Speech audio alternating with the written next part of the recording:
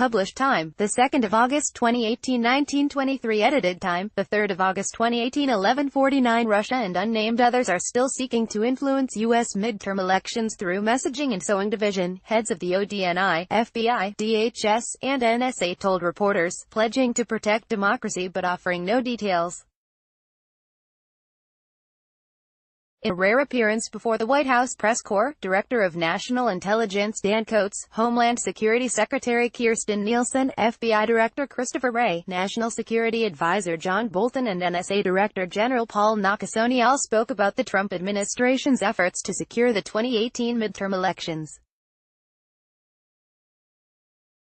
After painting a scary picture of Russia conducting a pervasive messaging campaign to try to weaken and divide the U.S. and undermine our democratic values, Coats acknowledged that it's not the kind of robust campaign that we assessed in the 2016 election. Read more. Right now, we have not seen that, Coats told reporters.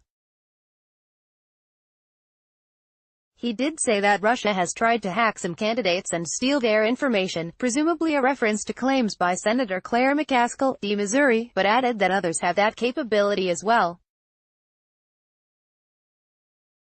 Meddling is just a click away. Coats said, "Our democracy itself is in the crosshairs," declared Nielsen of the DHS, adding that the department has seen willingness and capability on part of the Russians to meddle, but not specifying if any meddling has actually taken place. Either way, Americans should sleep soundly, because the DHS has declared election systems part of the U.S. strategic infrastructure, and therefore they won't be affected by a possible government shutdown if it happens right before the November midterms.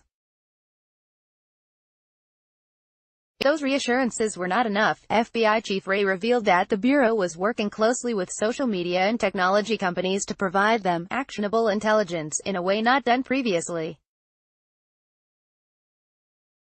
Last week, the FBI sent a list of various foreign influence indicators to look out for, such as social abnormalities, to social media companies and state and local authorities.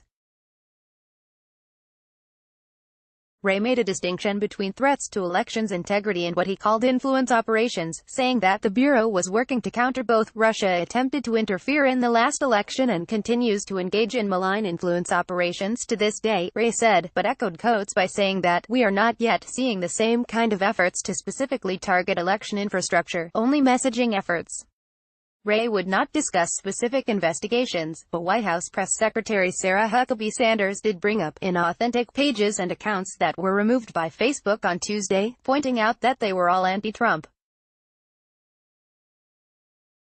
Though the media chose to report the pages as possibly related to Russia, Facebook was careful to note they cannot make the attribution, which is somewhat unusual, given its Atlantic Council partners' inclination to see Russian influence everywhere.